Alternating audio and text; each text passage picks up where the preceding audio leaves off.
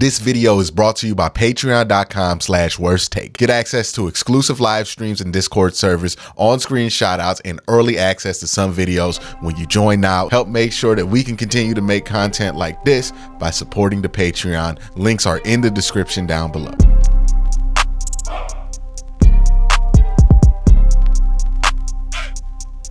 I just want to know, man, are y'all appreciating this? Like real, for real. Like, are y'all appreciating this? And I'm not saying or telling you how to fan or nothing like that, right? I know people get mad when people feel like they getting told how to feel or how to fan. But I do want to enlighten or, show a different side of the picture other than misery and gloom, if all possible, right? And that's where I'm at right now with the Browns is I really hope we appreciating this. I really hope we're appreciating what we get to see. I really hope that we appreciate what's happening with the team right now, because it's easy to not appreciate it. It's easy to have this fall under the rug or take it for granted, as most blessings are. It's easy to take it for granted, right? But you must always count them, right? And I look at this season and there's two ways to view it. There's one way to view it where you can just say, well, they won't win a championship. It was a wasted opportunity. And if we were healthy, we could have won it all this year. Add it to the drive, add it to the fumble, add it to this. Woe is me. Oh, it's just so hard to be a Browns fan. That's a way to view it. That's a way a lot of people are choosing to go through it too, right? You know what I mean? Like, they're just adding this to the pile. This is ridiculous, in my opinion. Like, it's somebody who had not grown up during the era of the driving fumble. It's somebody who has only lived in the era of mediocrity. It's somebody who can vividly remember not that long ago, we were excited about single-digit losses. Ain't no way I'm not going to appreciate this. And I'm not saying you should appreciate a mediocre season, but this is not a mediocre season.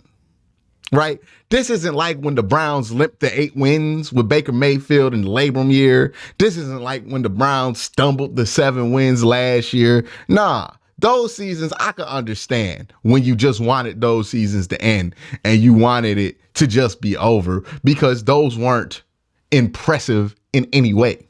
They had some things about them that were promising little nuggets for next year, but nothing about them was exciting. But then we talk about this season, and I think people trying to make this something that it clearly just isn't. This isn't a feel bad for me season. This isn't a woe is me, what could have been season. It's a, hey, it sucks that you've had injury, but oh my God, you're 8-5. Like the 8-5, like if the Browns are 5-8, oh yeah, this would be a woe is me misery type year. But the 8-5 says something different. The 8-5 says something that you should get excited about. The 8-5 says something you should be appreciative of. The 8-5 tells you that this ain't the Browns that we've watched from 99 to 2020. Like this, we're in a different era. We are in a different era. For years, there have been people who have gone around town saying that they're the general of the 100-Year War, or that they've been in this battle of mediocrity for over 20 years and how they just want a new era to come by. Meanwhile, we're in this new era, and I got to make an argument for everybody to appreciate it. If you cannot see that the team is in a new era, this is the biggest piece of evidence yet. The Pittsburgh Steelers seem to be falling apart at the seams. From a locker room standpoint, from an on-the-field standpoint, they lost 2 games versus 2-win teams back to back. Both at home, one at home on Thursday night. Meanwhile, the Cleveland Browns just beat the 4th seed in the playoffs pretty convincingly with basically no starters left. Now, If I would have told you those sequence of events happened 5 years ago, and I didn't tell you what teams did what, you would have said to me, oh, yeah, the Browns are definitely the team that got locker room issues, that are losing 2 games at home against 2-win opponents and just completely fumbling the season and talking about firing their coach. You would have told me that was the Browns, because I would have told you that in 2015. But fast forward to 2023, it's not the Browns that's happening to. Meanwhile, if I told you the opposite, you would have said that's the Ravens and the Steelers did some shit like that, because the Browns can never. Well, now we live in an era where the Browns could. Hell froze over. The Browns are a different team than what they've been the last 20 years. They're a different franchise than what they've been the last 20 years. And this season is a chance for them to cement that in stone. It's one thing that they've already gotten to 8 wins. It's already a success. But if you want this to become something that stands the test of time, if you want this to become something that stamps itself into a new era, getting to 10 and 11 wins here is very important. Not because you're going to run the table in the playoffs, not because you might even win a playoff game. You might not. But because of what it says about your franchise going forward, what it says about the reputation of the Cleveland Browns nationally. And when I say nationally, I don't really care what the national media thinks of this team, but I do care about what other players in the NFL think of this team, what people getting drafted to the Cleveland Browns think of this team. See, the Browns have battled the fight against the perception of being the Browns for so long. And the perception of the Browns, on top of the Browns living up to that perception, has been something that has beat the Browns down into mediocrity for year after year. A bad reputation is hard to fix, especially when you ain't really changed much.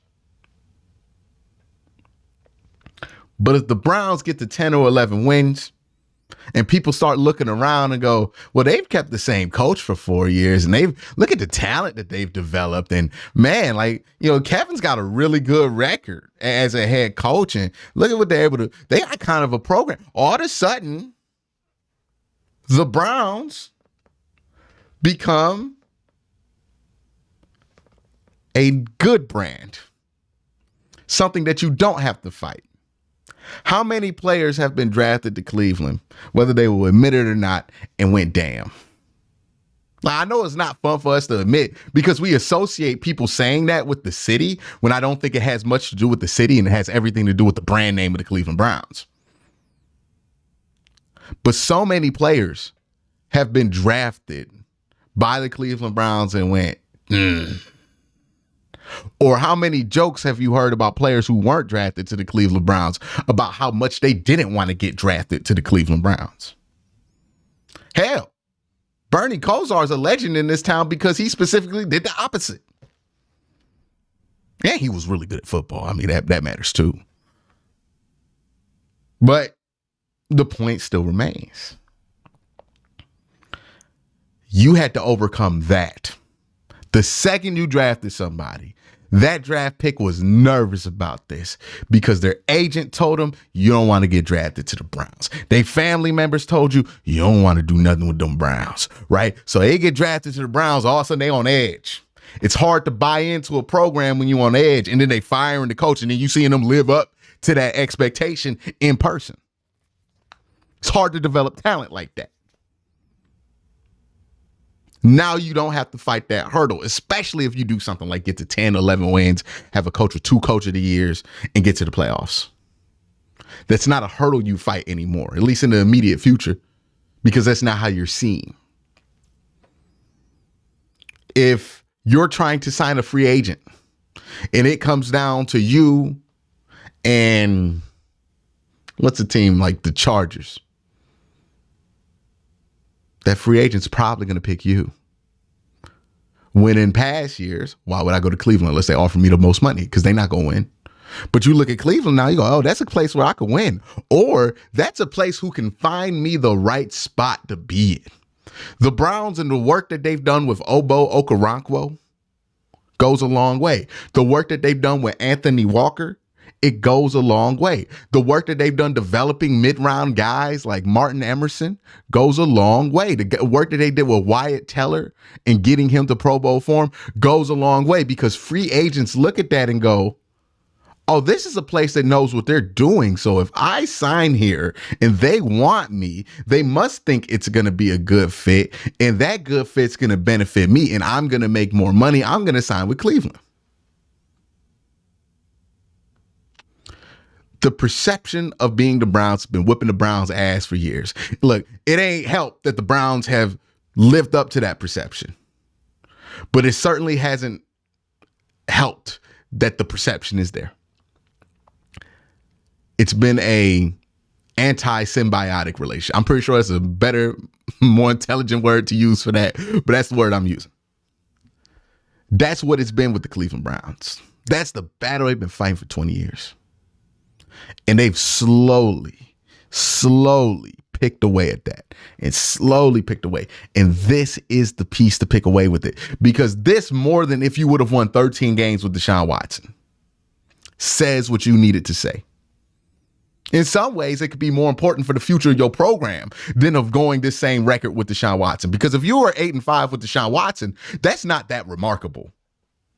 $230 million quarterback, best defense in the NFL. People going to actually think you were underperforming.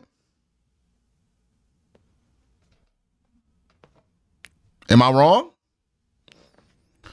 So it wouldn't say nothing about the organization. It'd be like, oh yeah, they're doing good. They got the quarterback. And we'll see how long that lasts.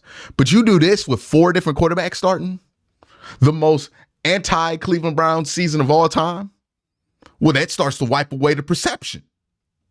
Because people are looking at this like, man, any other Browns team would have folded. Any other Browns team would have did this or that. But if this Browns team does the most un-Browns thing, which is win 10, 11 games, then the Browns brand don't really exist that much anymore.